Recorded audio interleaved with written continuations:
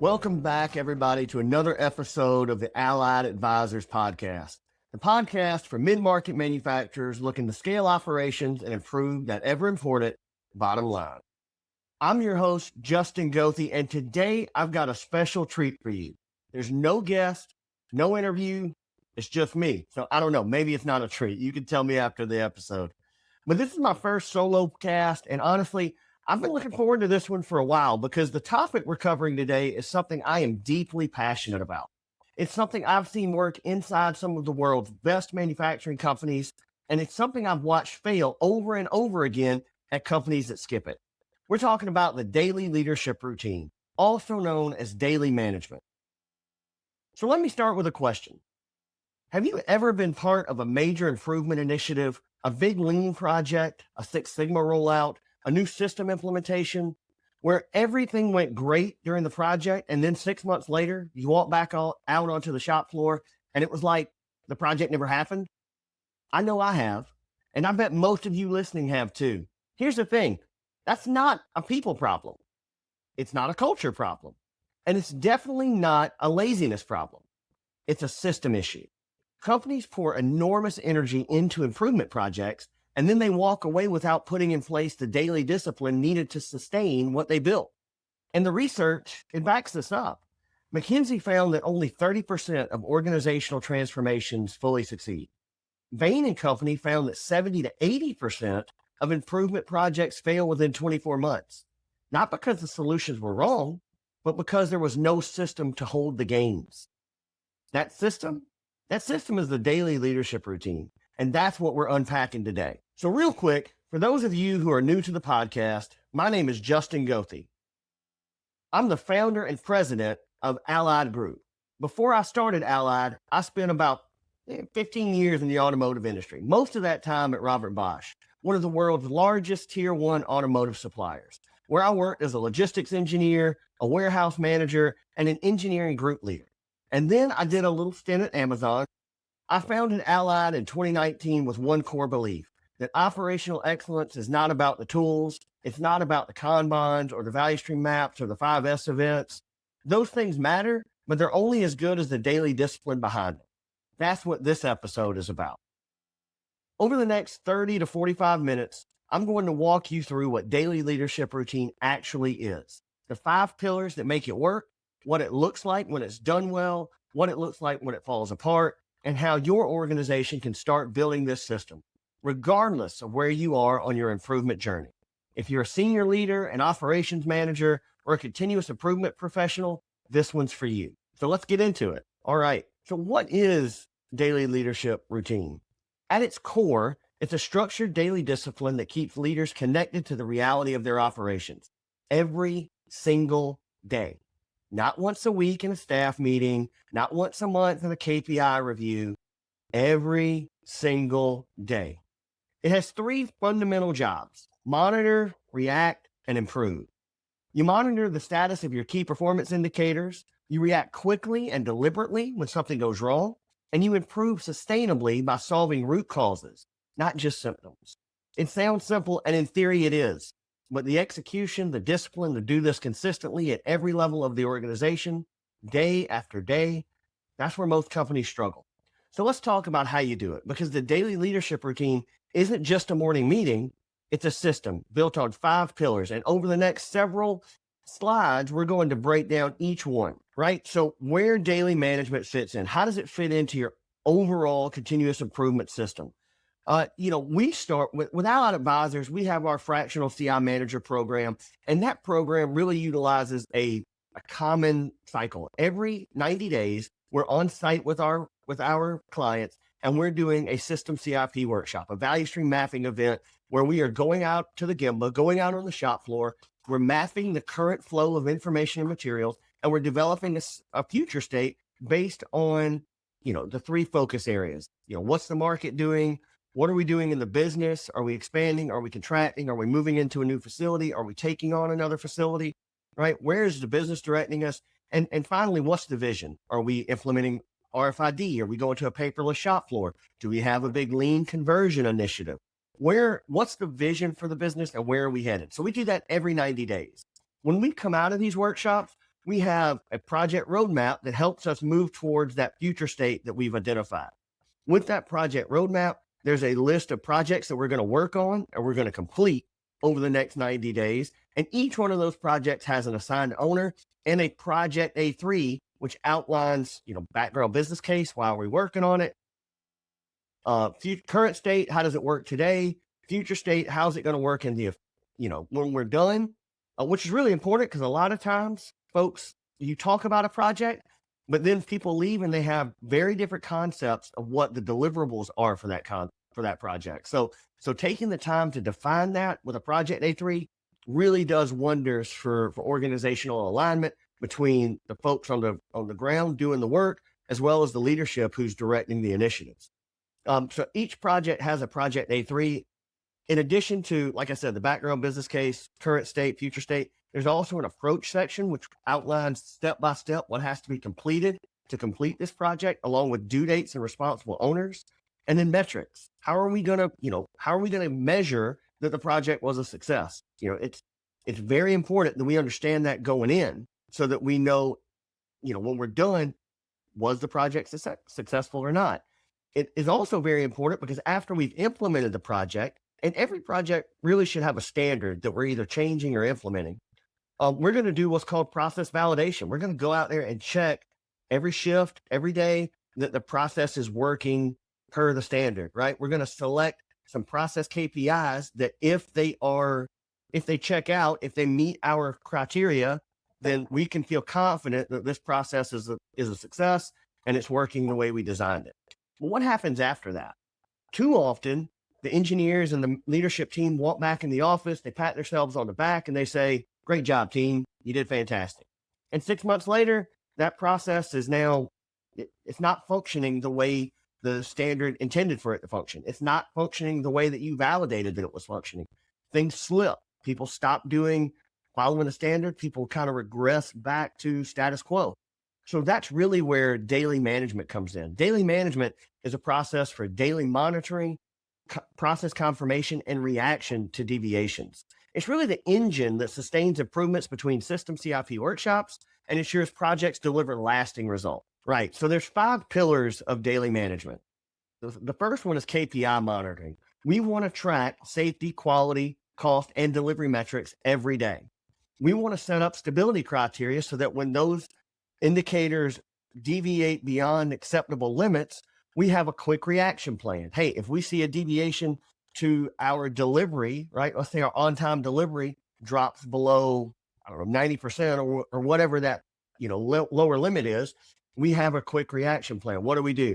We investigate schedule attainment. We, go out there and check on the route runners if we're timing routes, right? We're going out there and we're doing a standard reaction to hopefully bring that process back into stability. And then one of the most important pillars, I guess they're all important, but in my mind, one of the most important pillars is daily communication. I'm gonna let that sink in for a second. Daily communication, right? We want to have structured on-site meetings with clear agendas. Notice that other part, on-site, not in a conference room, not at your desk, not at your house, on the shop floor, right? Where the action is actually happening. We want to have daily meetings where we're reviewing those KPIs and we're talking through the deviations that we're seeing, our standard reactions, right? And then problem solving, sustainable root cause analysis, and PDCA. Now, I want to make clear one thing here. The goal of the daily leadership routine or the daily management meeting is not to problem solve in the meeting.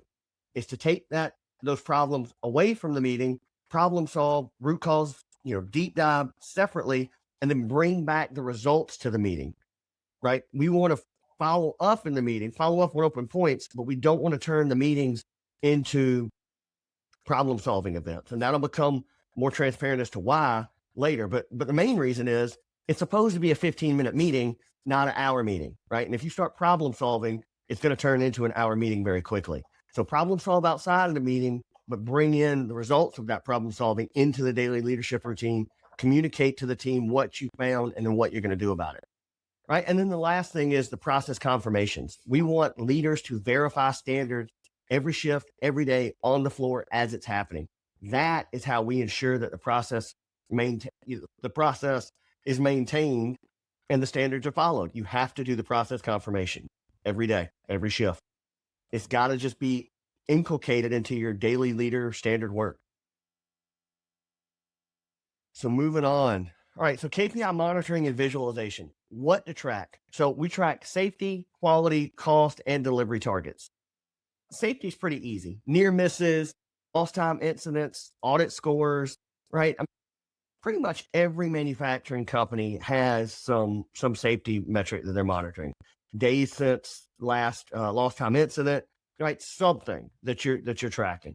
So we want to bring that in because obviously one thing that's important to all of us is that everybody that works with us, works for us, works on our team, I want them, and I'm sure you do too, I want them to go home at the end of that day in the same shape that they showed up to work. I definitely don't want anybody getting hurt, injured.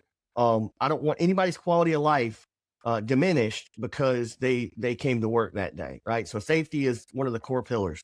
The next one is cost, right? And there's a lot of things that really could roll up into cost. Inventory dollars could be cost, headcount, right? Productivity, right? Units per man hour. That could be cost. There's a whole host of things that could wrap up into cost. The most important thing is whatever cost metric you choose, it is what you feel to be the most indicative of your main cost driver for your team, your value stream, right? We want to make sure that whatever KPIs we're monitoring, they are the most important for us, that they're the greatest indicators of our team's success. So like I said, cost is broad. You can really dive into that a lot of ways. You just need to feel confident that whatever you land on, it really does indicate how your team is performing on a cost basis relative to your targets. Right. Next one is delivery. On-time delivery could be something you track. Maybe that's on-time delivery to your customer.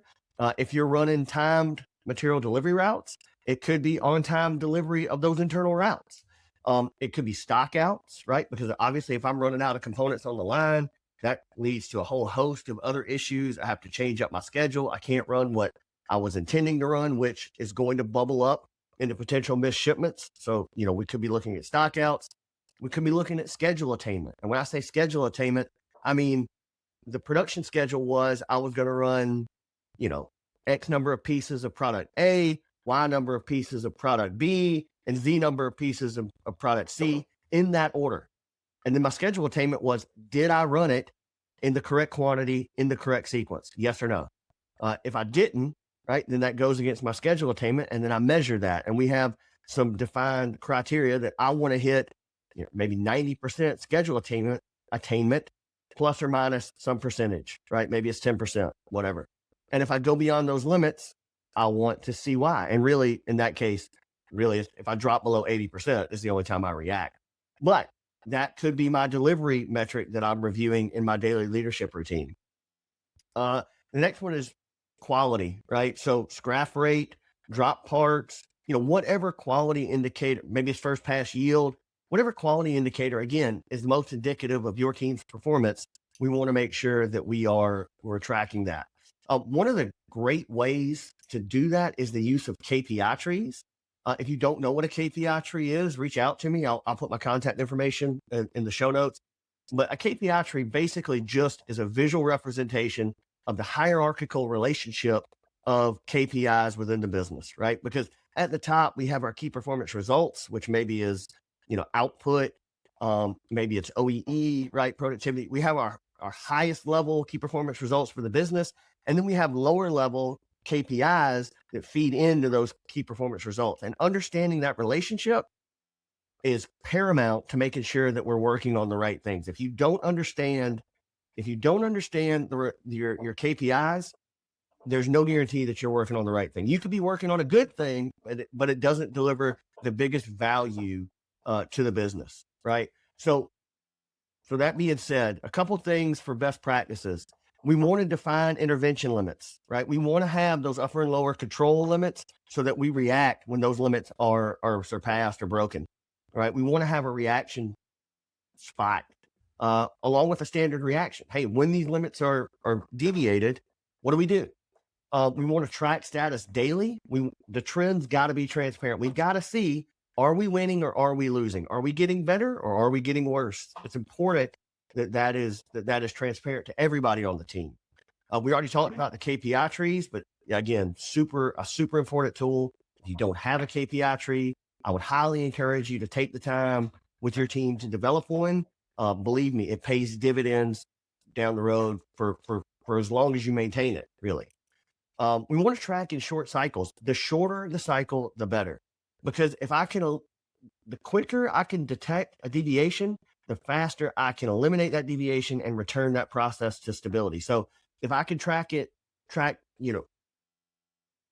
KPIs hourly, that's what I want to do. If I can't do it hourly, can I do it shiftly? If I can't do it shiftly, I at least have to do it daily, right? Because the longer you let that go, the bigger that time frame is, the more risk you have to your product quality, to your customer, right? So we want to track these things in as quickly or small of increments of time as humanly possible. And then again, it needs to be on the shop floor, like we discussed. We need to visualize this on the shop floor. This is not an email. This is not a conference room discussion. This is live data on the shop floor, reviewed in real time, right? And then again, the target being real-time data. If we have MES or, manufacturing execution systems, or IES, intralogistics execution systems, we want to pull that data into this daily leadership routine, and we want to use it to drive the discussion and to hopefully drive improvement. All right. So how do we make those KPIs visible? So for those of you that are listening to this, that are not watching the video on YouTube, I will put the link in the show notes so you can watch the video on YouTube. But what I'm looking at on my screen is an example of a safety, quality, cost delivery board. That in this example, they also have inventory as another daily KPI that they want to monitor and review. That's fine. That's great. But basically what they've got is they've got a defined metric, they've got a target, and then every day they're monitoring, did we hit the target or not? Is it red or is it green? Again, real clear indicator of how are we doing. So that's, this is one way to do it. I'm not saying this is the way you have to do it. There's a million different formats and templates that you can use for your daily leadership routine. There's no right one, let's say, but this is a one. So if this is something that could work for you, I think I found this, doing a quick Google search. So, and I actually think there's a company out there that makes this board. You can buy it and they'll send it to you. So there's a lot of quick templates that right off the shelf, you can get it, bring it in and get this thing kicked off pretty quickly. The one thing about doing a podcast is I can't stop and ask, does anybody have any questions? Because I'm sure somebody is out there listening to this that does have a question, and that's no problem. If you do have a question, again, I'm going to put my email address in the show notes. Feel free to email me. If you don't have the show notes, it's jgoethe, jgoethe @alliedgroup.io. Shoot me an email. Happy to discuss it with you. I love this stuff, as you can hear in my voice. Hopefully, I'm very passionate about it. So I'd love to help you implement this at your facility and make it as great as it can be. So moving on. The quick reaction system. So I keep mentioning stability criteria, standard, reaction limits, standard reaction. So there's really, let's say, 4 things that we want to do as part of our daily leadership routine. Number 1, we want to be able to quickly detect when there's a deviation, right? So we do that through having upper and lower stability criteria, right? Anything that goes beyond that is a clear deviation. That triggers our escalation. When we see that deviation, when we see that result that violates these limits, we want to have a defined immediate action. We want to have a standard reaction to do that. Hopefully, when we take that standard action, it returns the process to stability. If it doesn't, then that's something we escalate to the team as part of the daily leadership routine for separate offline problem solving, right? Maybe we do an 8D, maybe we do a 5Y, PDSS. But anyway, we're going to dive into that deeper offline. And then that root cause, we want to record it, right? We want to record it for posterity, because one of the things I tell my clients all the time, manufacturing is whack-a-mole, right? Issues are constantly popping up and we're just whacking them back down. But good manufacturers, world-class manufacturers, try not to whack the same mole twice. We want to fix the problem and then move on, because something else is going to crop up. We know that. Well, we don't want the same thing cropping up over and over and over again. So it's really important that we document these root causes and we document our corrective actions to them, so that we know if this happens again, hopefully not, but if it does, what did we do last time? And then maybe we can figure out why it didn't work, and what we need to do better in the future, so that we can finally put this problem to bed, right? So key principle to all of this is every deviation must have a defined owner and a reaction plan. If a measure is not completely finished, it must be tracked as an open point until closure. You can't just skip it and move on. We have to solve problems before we move on to the next. If we don't take the time to solve the problem, guess what? It's coming back, guaranteed, right? Really. And the way we solve it, again, standard reaction, clear owner, and we want to follow up on it every day till we're comfortable that the problem has been, or a corrective action has been put in place and the problem's been solved. Okay. All right, moving on. So regular communication, right? So I talked about this. This is, in my mind, one of the most important things of a daily leadership routine is that standard daily meeting. That meeting should have a defined agenda with standardized content, duration, and here, most importantly, participants. People have to show up. This is a value stream meeting, so hopefully a cross-functional section of the value stream team shows up to this meeting every day and provides feedback and input, right? We want to meet on site at the board, held on the shop floor. Can't emphasize this enough. We make things. We're a manufacturing company. We have to meet where the action is, and the action is on the shop floor. We don't need to meet in a conference room. We need to meet where the work's being done. And it needs to be data driven, right? We need to have good KPIs that we're tracking and that we're reacting to. And then these KPIs drive the discussion. It's great that folks have worked here, 25, 30, 35 years, and that experience is invaluable. It really is.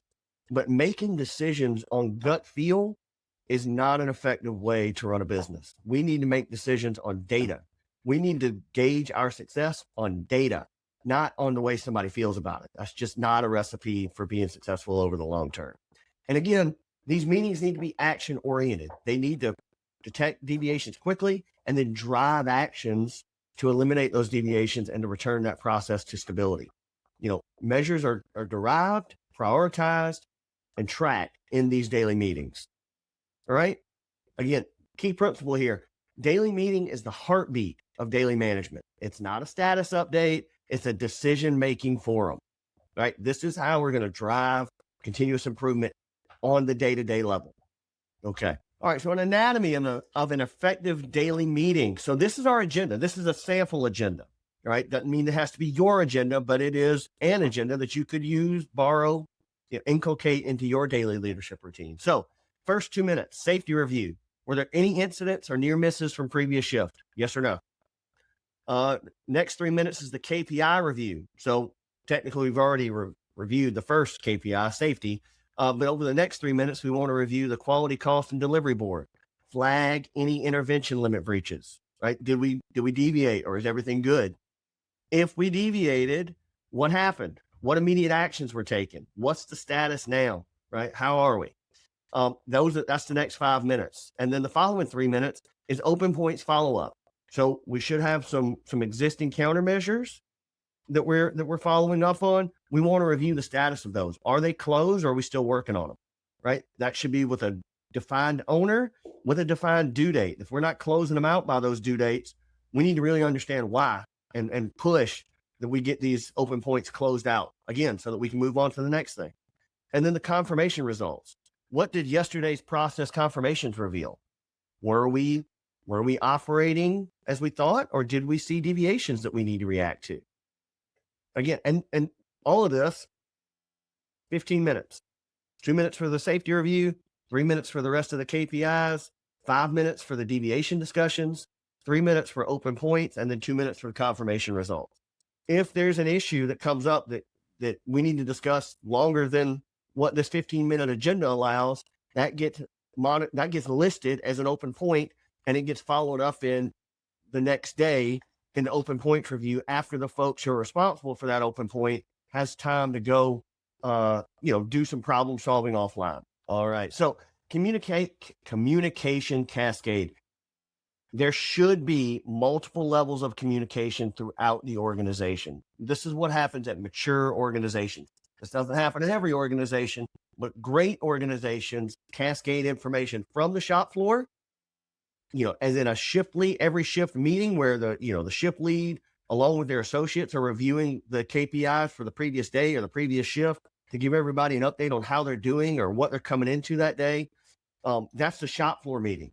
Beyond that, there's a value stream meeting where you have the value stream leader and the team leaders, right? That's really what I'm talking about here in this daily leadership routine is this value stream meeting, right? Where every day the value stream leader is meeting with his team and reviewing the previous day's performance, going through the open action items, right? Monitoring how we're doing, right? Keeping his finger on the pulse of the value stream. Beyond that, there could be a daily level plant meeting. So if you've got multiple value streams in your facility, you might need a plant meeting where the plant manager is meeting with each of the value stream leaders to get an update on how the plant is operating. And then every week, maybe every month, there's an executive meeting. Hopefully it's every week where the site leader is going through with all the functional heads and figuring out how they're performing at the site, right? At the highest level of the business, right? So again, not every entity needs all these meetings. If you're a small mid-market manufacturer, you got one value stream, maybe, 100 employees, you might not need all these meetings. You might just need the shop floor meeting and the value stream meeting. That might be enough. But if you're bigger and you've got, if you're a 3,000 employee facility, then yeah, you're probably going to need every one of these, right? You should be having every one of these every day or, whatever the cadence is, daily or weekly. All right. And again, if you have any questions about this, please do not hesitate to reach out. Love to talk to you, talk in more detail and see how I might be able to help your understanding and really help you to drive this at your own facility. Oh, one thing I should say, the goal of these meetings is to solve the problems at the lowest level, right? So if the shop floor meeting, if they could solve problems at that level with the team lead and the shop floor associates, great. If they can't, those problems should get bubbled up to the value stream meeting, right? If the value stream team can't solve the problem, then that problem gets bubbled up to the plant level, right? And so on and so forth.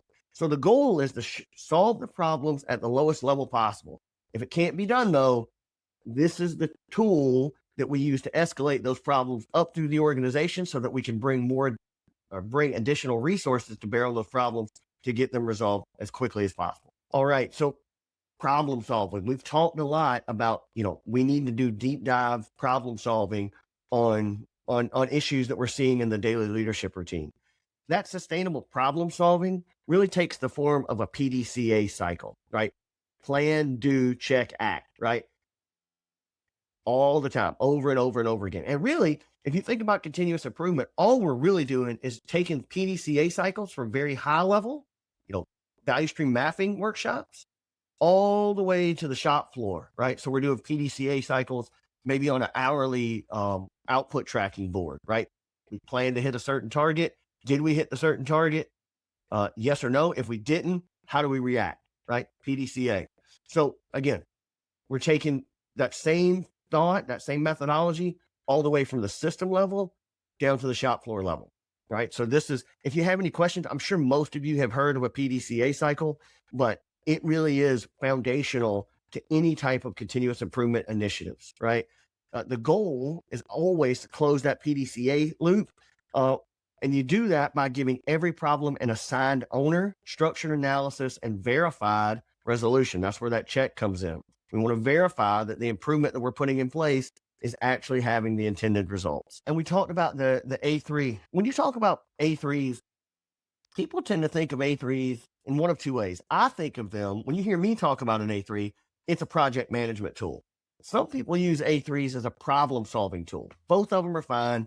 But for me, it's really, I use A3s for project management because it's a good way to, again, align on the scope of the project and to follow up each week in our roadmap meetings on the status of those projects, because the A3 has background. Why are we working on this? Again, We need a KPI tree to really understand and make sure that we're working on the right things. But that logic should be captured in the background of your project A3. The background, the business case. What are we going to get out of this? Right? What value to the business is this project going to have? Current state, how does it work today? Right? Future state, how is it going to work in the future? Followed by the approach and then the metrics.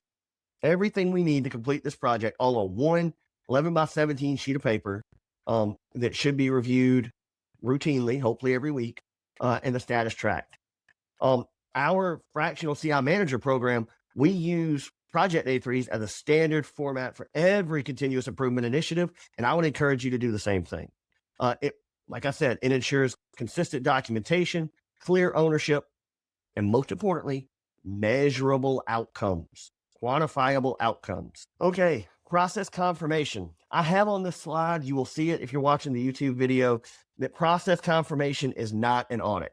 It's not. It really isn't. It's intended as a coaching exercise where, leaders go on the shop floor, they observe the process, and then they coach the next level, leadership down in the hierarchy on how to do things better, what are they seeing, so that they can learn to see the deviations the same way that the leader sees them. But I will tell you, in practice, this feels like an audit. It really does take a good leader to be able to communicate to his team that, look, this isn't intended to be punitive. I'm not trying to get you in trouble here. I'm trying to make us all better. I'm trying to make the organization better. So that really does sit, that responsibility sits with the leader to make sure that when he's doing his process confirmation, it doesn't come across as, hey, I'm out to get you, right? I'm not out to get you. I want you to be successful, and I want to be able to show you what success looks like, how to recognize when we're deviating from that path, and then what do you need to do to return us to the successful path, right? That's the point of process confirmation. We want to observe standard work on the shop floor. We want to coach our downstream leaders, and we want to teach them how to see through the leadership's eyes, waste, right? Deviations, so that we can return the process to stability and verify that the improvement initiatives that we've implemented are sustained, right? It really is a catalyst for continuous learning. That's the goal of process confirmation. It is not something that you could delegate to somebody else. You can't say, hey, I know I'm the leader, but I don't feel like doing this today. Hey, you go do it, right? Can't do it that way.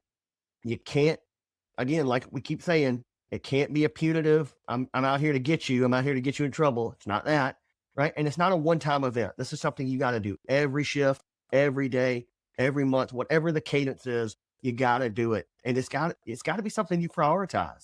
You can't let other meetings get in the way of this. So process confirmation at every level. Team leader, supervisor, they should do this multiple times a shift. They should be constantly walking the floor, validating that the process is working the way the standard is written. And they should be coaching their team on, if they see deviations, hey, here's how you're supposed to do this. This is why it matters that you do it this way, right? They should be a coach too. The value stream leader, they should be doing this every day, right? There should be spots on the value stream that they're checking every day to make sure that we're within stability. And if they see deviations, again, they should be coaching their team leaders, teaching them to see these deviations as well. And then the plant manager or director, department director, the leadership team, they should also be doing this, right? Maybe it's once a week, maybe it's once a month. Weekly is obviously preferred, but they should be going out there to make sure that the system is working, right? Maybe as we do these process confirmations, they have to sign off that they've done them. The plant manager or the department director, they should be checking that those process confirmations are being filled out correctly and they're not just being pencil whipped, right? That's the responsibility of a leadership team, is to make sure that their team is following the standards as they are written. Okay. Right. And then maturity. How do you know if you're doing this well? So, world-class organizations, we define this in 4 levels, right? So top level is world-class. We got real-time MES monitoring, early warning systems, and teams self-correct when they notice deviations. That is a mature organization. And let me tell you, that is a hard place to get. I've never seen anybody really get to it, throughout the organization. There might be pockets, but to do this business wide is very, very difficult. So where do we start? We start off with level 1 on the essentials. Basically, we've got a daily meeting where safety, quality, cost, delivery metrics are tracked. The trends are visible and intervention limits are defined, right? So if we have that, then we're doing the essentials, let's say. The next level, right? Standards, KPI trees and short cycle tracking, failure codes and Pareto analysis, standardized meeting agendas. So the next level up is we've got a KPI tree. We understand why we're tracking these KPIs and the impact that they have on the high level results. We're doing this again on short cycles, hourly if possible, shiftly at the very least. Failure codes and Pareto analysis. As we see deviations, we're Paretoing these out so we can see what's our biggest problem so that we know when we go to do that system CIP cycle 90 days from now, what to work on, right? We know where to focus our efforts, right? What are the focus topics? And then level 3, systematic. So improvement priorities are clear, data available at the push of a button, right? So we shouldn't have to go out here and gather data for an hour. It should be right there, especially in 2026, when you've got AI and all of these digital tools, data should be readily available to the team.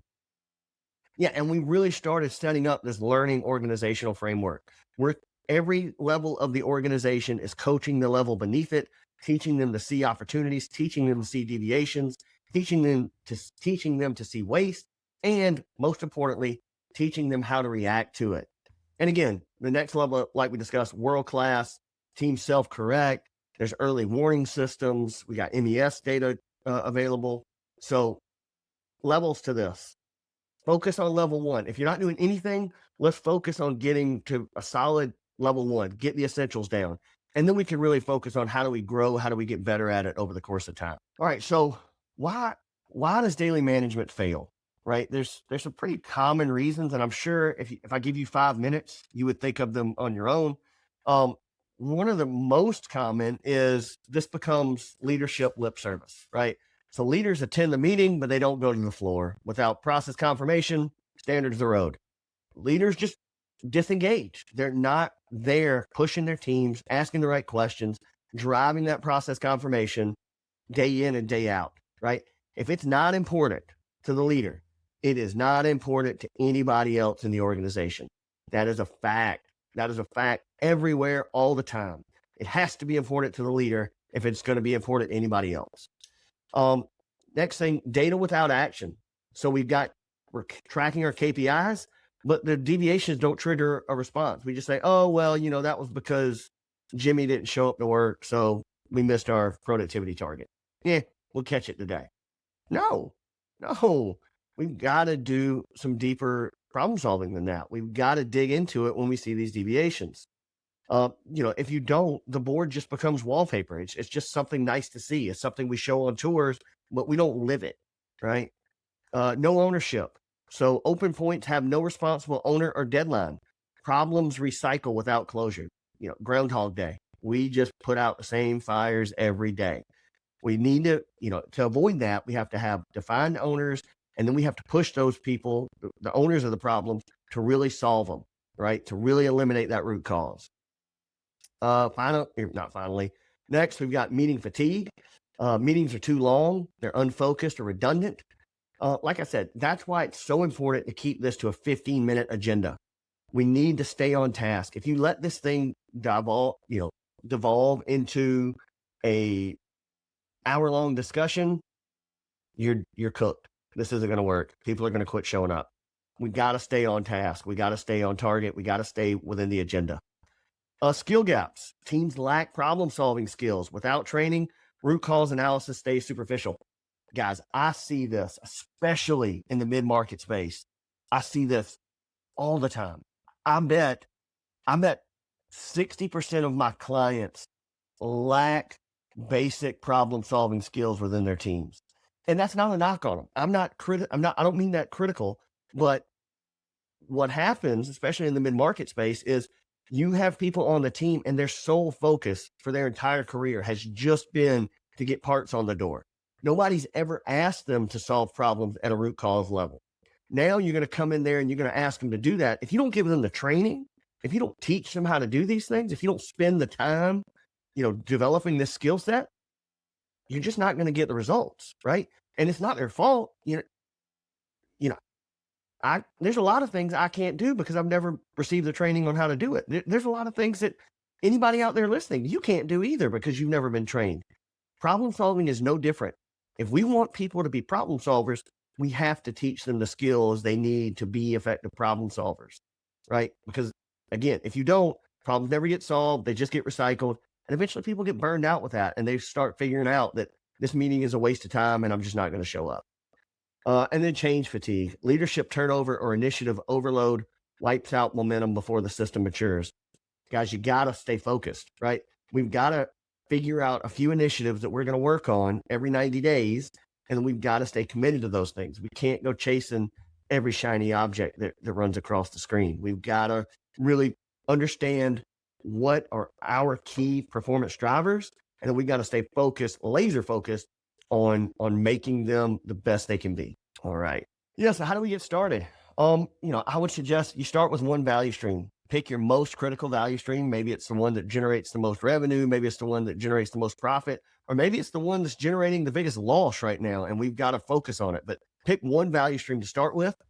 Define your safety, quality, cost, and delivery indicators with targets and intervention limits, and get the board up on the floor, right? That's the first step. Next, we want to set up that daily meeting, figure out who needs to attend, send the invite, and track attendance. I can't stress it enough. Track attendance, because then you have data that you can go back to and say, hey, I noticed you haven't been there. It's really important that you come. So please, by all means, track the attendance. Try to keep that meeting to 15 minutes. Stand at the board. Again, no sitting in conference rooms, on the floor. Build quick reaction discipline. Every deviation, needs an owner, and immediate action and tracking until closure. No open points without a deadline. Got to have a deadline. Got to be driving these things. Like we talked about, we want to train problem solving skills, 5 Why, Pareto. We want to close the PDCA loop on every issue.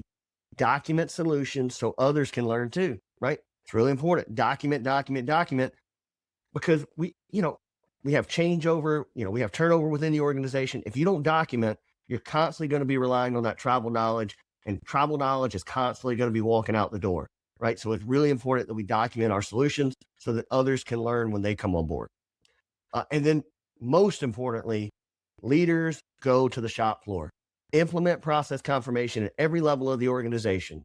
Managers coach their direct reports. This is where culture change happens, right? When you get leaders out of the office onto the shop floor, coaching their team, this is when you start developing a culture. Simple as that. All right. So key things to remember. If there's if there's anything you take from this podcast, from this YouTube video, depending on where you're watching it, these are it. Daily management is not a meeting. It's a leadership system that connects leaders to the reality of operations every single day. The 5 pillars work together. KPIs reveal problems. Quick reaction contains them. Communication escalates them. Problem solving eliminates them. And process confirmation prevents them, right? Again, I want to find out there's a problem before my customer does. Always. Okay, maturity takes time. We got to remember, maturity takes time. You're not going to get to world class in 3 months. You're probably not going to get there in a year. Start with the essentials and build systematically. The goal is to create a self-correcting organization, right? We want to teach people to problem solve so that they do it naturally. The biggest failure mode is leadership disengagement. If leaders aren't on the floor, the system will collapse. I have seen this time and time again. I can tell you within the first month which of my clients are going to be successful and which are going to fail. And it all boils down to leadership involvement. If the leadership team is engaged, if they're in the daily leadership routine meetings, if they're in the roadmap meetings, if they're in the system CIP workshops, they will be successful. If not, they won't. And it's just that simple. And then finally, you don't have to do this alone. Allied's Fractional CI Manager Program provides the structure, coaching, and accountability to make daily management stick. If you feel like you need somebody from an outside perspective to come in, coach your team, and really kind of serve as that accountability partner, that's where we come in. Please don't hesitate. Give us a call. We would love to come on site, meet your team, and walk through, what this looks like. right? Because we know that it works. We've seen through our Fractional CI Manager program that companies have been able to increase output by as much as 80% with zero CapEx. Zero, right? They didn't have to spend a dime. They just had to manage the processes better, right? And that's where we come in. That's how we help coach, show you how to do that, give you the tools that you need to run your business more effectively. Our Fractional CI Manager program, it's a 12-month program. It differs from traditional consulting because, I'm not just going to give you a fish. I'm going to teach you to fish, right? I'm going to teach you these tools that you need to drive continuous improvement. We're more than just an external advisor. We're an embedded team partner that helps you to build internal capabilities by having your employees own the projects, right? You're going to own the projects. We're going to coach you through weekly roadmap reviews and Project A3 coaching sessions. Because we believe that training is a core pillar of this engagement, right? And that's why we try to do this over 12 months, because it takes time to build these skills. Somebody's got to be there every step of the way with you to really grow that so that you can become independent and then learn to do this on your own. The goal of the Fractional CI Manager program is to teach you to do this on your own so that it is a sustainable process that really becomes part of your culture and just a part of who you are and how you operate. All right. So we talked about this, the FCIM program 4 times a year. We're coming on site. We're doing those value stream mapping workshops. We have the weekly roadmap review meetings where we're reviewing each of the Project A3s, coaching you through that process validation and the daily management piece, right? How do we manage our day-to-day so that we can ensure that we are staying within stability and we can ensure, most importantly, that our organization is going to be successful. If you guys have enjoyed the podcast, I do encourage you, please like, subscribe, share it with a friend. It really is. I can't tell you how much it helps us. If you'd like to talk to me directly, my contact information is on the screen. So it's on the YouTube video. I'll also put it in the show notes. I gave you my email address a little bit earlier, but don't hesitate, reach out. We want to be a resource. We want to help you guys get to that next level, cutting out waste and making sure your business is successful so that it can be here for the next 5, 10, 20, 100 years, right? We really want to be that resource and that partner for you. If you've enjoyed today's meeting or today's podcast, really appreciate it. Thank you so much for taking the time to listen. We're passionate about it and we hope you are too. And until next time, see you later.